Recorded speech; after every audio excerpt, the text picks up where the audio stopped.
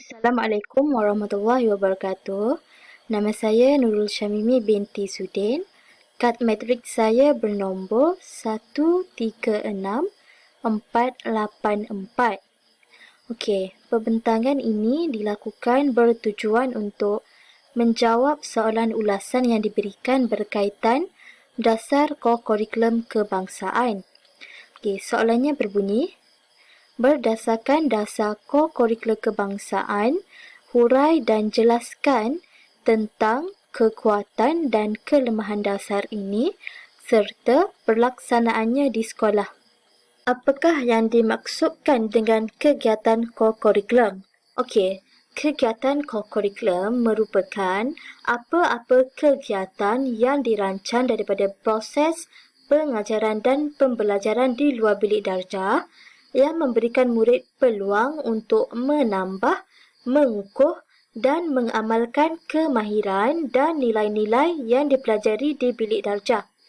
Kegiatan kurikulum di sekolah kerajaan dan bantuan kerajaan yang wajib disertai oleh murid-murid ialah penyertaan dalam sukan dan permainan, persatuan dan kelab, penyertaan dalam pasukan pakaian seragam dan lain-lain kegiatan sebagaimana ditentukan oleh Menteri Pendidikan. Okey, dasar kurikulum kebangsaan terdiri daripada 5 dasar utama dan 7 dasar sokongan. Okey, memandangkan masa yang diberikan adalah singkat, saya hanya mengemukakan dasar utama dan dasar sokongan ini tanpa memperincikannya. Okey, ini merupakan 5 dasar utama bagi dasar kurikulum kebangsaan. Seterusnya, ini merupakan 7 dasar sokongan bagi dasar kurikulum kebangsaan. Okey, saya akan teruskan pembentangan ini dengan membincangkan tentang kekuatan dasar kurikulum kebangsaan. Okey, kekuatan yang pertama ialah dapat menyemai semangat perpaduan dan kerjasama.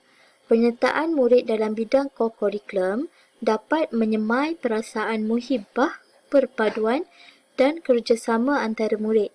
Contohnya, penyertaan murid dalam sukan dan permainan membolehkan berlakunya pembentukan pasukan ataupun team building antara murid, manakala aktiviti persatuan dan kelab pula menekankan kepada pergaulan dan khidmat masyarakat. Melalui perkara ini, dapat memperkukuhkan lagi interaksi antara murid dan secara tidak langsung memupuk perpaduan ataupun integrasi antara kaum bersesuaian dengan dasar utama yang kelima.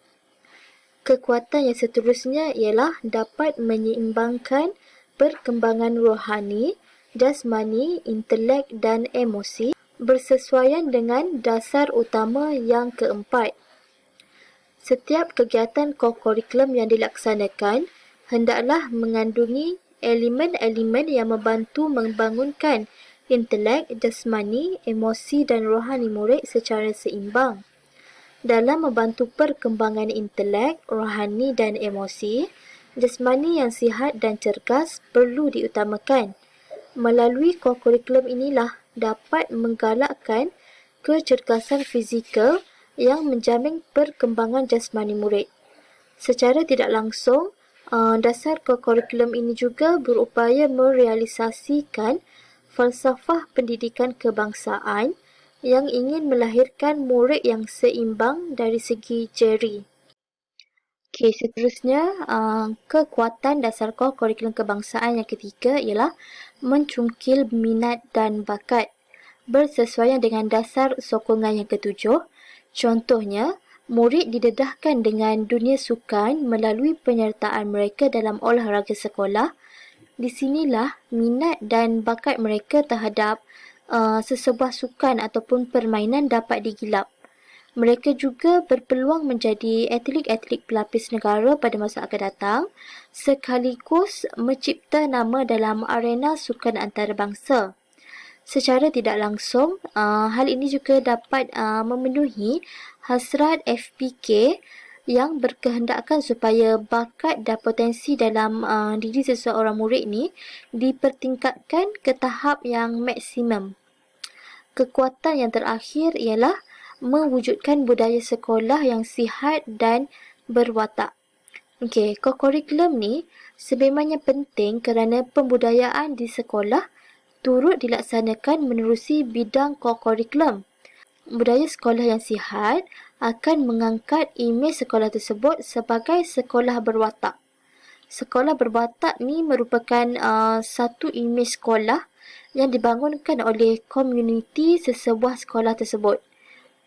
Bidang kokurikulum ni membantu mencipta imej sekolah untuk menjadi sekolah berwatak melalui pencapaian dan kejayaan murid-murid di sekolah tersebut dalam kegiatan sukan, dalam pasukan beruniform dan bakat-bakat lain seperti syarahan, pidato, tarian dan sebagainya.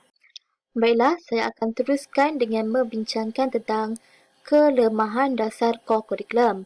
Okey, kelemahan yang pertama ialah dilihat sebagai satu paksaan ataupun tidak memberi pilihan kepada murid. Perkara ini dapat dilihat menerusi dasar utama yang kedua yang mengatakan penyertaan murid dalam kokurikulum di sekolah adalah wajib, bahkan akan dikenakan tindakan sekiranya murid tidak menyertai. Dengan kata lain, ianya merupakan satu bentuk paksaan kepada murid tanpa diberi sebarang pilihan. Hal ini secara tidak langsung akan memberi tekanan kepada murid itu sendiri, terutamanya tekanan ketika ingin menguruskan masa. Okay, kelemahan yang kedua ialah mengganggu tumpuan pelajar terhadap akademik. Okay, aktiviti kokurikulum yang dilakukan menyebabkan murid sering memberi alasan penat dan tidak bermaya ketika di dalam kelas. Kesannya, murid kurang memberi tumpuan ketika guru mengajar. Malah, dasar sokongan yang keempat membenarkan aktiviti kokurikulum di sekolah dilaksanakan pada waktu persekolahan menyebabkan ada segelintir guru yang membenarkan murid melakukan latihan pada waktu persekolahan ataupun pada waktu PDP, terutamanya yang membabitkan murid yang terlibat dengan sesuatu pertandingan. Kesimpulannya, pembabitan pelajar secara aktif dalam aktiviti kokurikulum ni juga akan menyebabkan mereka banyak ketinggalan dalam pelajaran apabila hilangnya tumpuan. Kelemahan yang terakhir ialah pengetahuan dan kemahiran pengurusan kokurikulum tidak diberikan ataupun diwajibkan kepada guru. Pada pandangan saya, lemahnya dasar ini tidak mempersiapkan terlebih dahulu guru tentang pengetahuan dan kemahiran mengurus kokurikulum. Kesannya, kebanyakan guru penasihat kokurikulum kurang berpengetahuan tentang asas kemahiran maupun peraturan tentang persatuan, kelab, permainan, unit beruniform yang dipertanggungjawabkan kepada mereka.